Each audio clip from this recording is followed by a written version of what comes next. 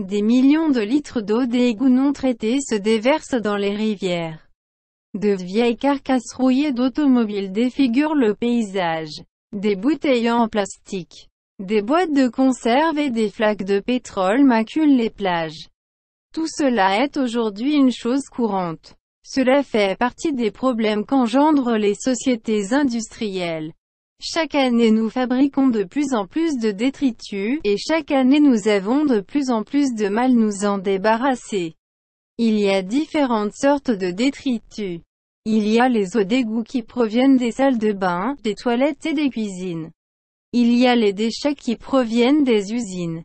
Ce sont souvent des poisons dangereux s'ils ne sont pas traités avant d'être déversés sur le sol ou dans les eaux. Il y a enfin l'énorme quantité des ordures ménagères que nous jetons chaque jour dans les poubelles. L'élimination des détritus qui sont d'origine organique, végétale ou animale, se fait normalement sans problème. Des micro-organismes tels que les bactéries et les moisissures vivent dans le sol et dans l'eau. Ils se nourrissent de ces détritus et les décomposent en sels minéraux dont d'autres plantes et d'autres animaux se nourriront. Mais si l'on déverse trop de déchets sur la terre ou dans les rivières, ces micro-organismes ne peuvent plus en venir à bout pour les décomposer, ils sont débordés. De plus, dans les rivières polluées, les bactéries peuvent se mettre à pulluler cause de l'abondance des déchets, et finir par consommer tout l'oxygène de l'eau. La plupart des plantes et des poissons sont asphyxiés et meurent. Un problème plus grave encore est posé par les matériaux que les micro-organismes ne peuvent pas décomposer rapidement, tels les plastiques, le métal et le verre. A. Harris, C. Harrison, P. Smithson. L'homme et son environnement, édition Gamma, 1973. تتدفق ملايين اللترات من مياه الصرف الصحي غير المعالجة إلى الأنهار. جثث السيارات الصديئة القديمة تشوه المناظر الطبيعية. تتناثر الزجاجات البلاستيكية والعلب وبرك الزيت على الشواطئ. كل هذا شائع اليوم.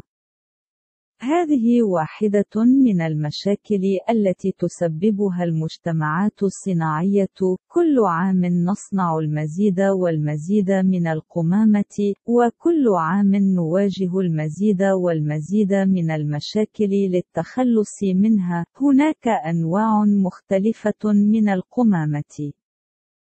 هناك مياه الصرف الصحي التي تأتي من الحمامات والمراحيض والمطابخ. هناك نفايات تأتي من المصانع، غالبا ما تكون سموما خطيرة إذا لم تتم معالجتها قبل انسكابها على الأرض أو في الماء.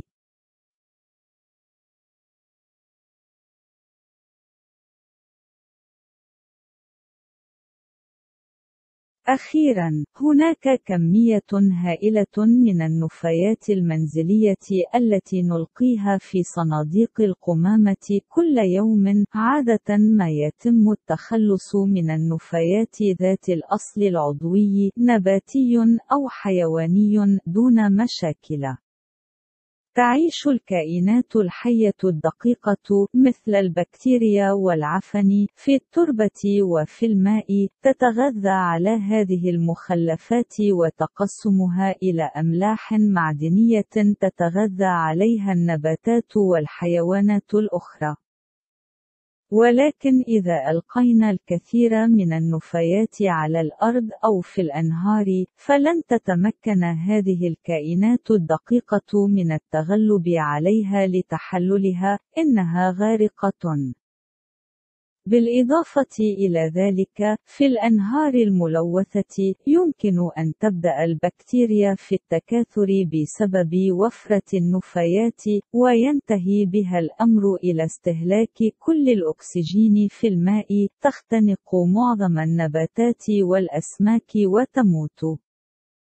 هناك مشكلة أكثر خطورة تتمثل في المواد التي لا تستطيع الكائنات الحية الدقيقة تحطيمها بسرعة، مثل البلاستيك والمعادن والزجاج. هاريس، سي. هاريسون، بي. سميثسون، الإنسان وبيئته، محرران، جاما، 1973.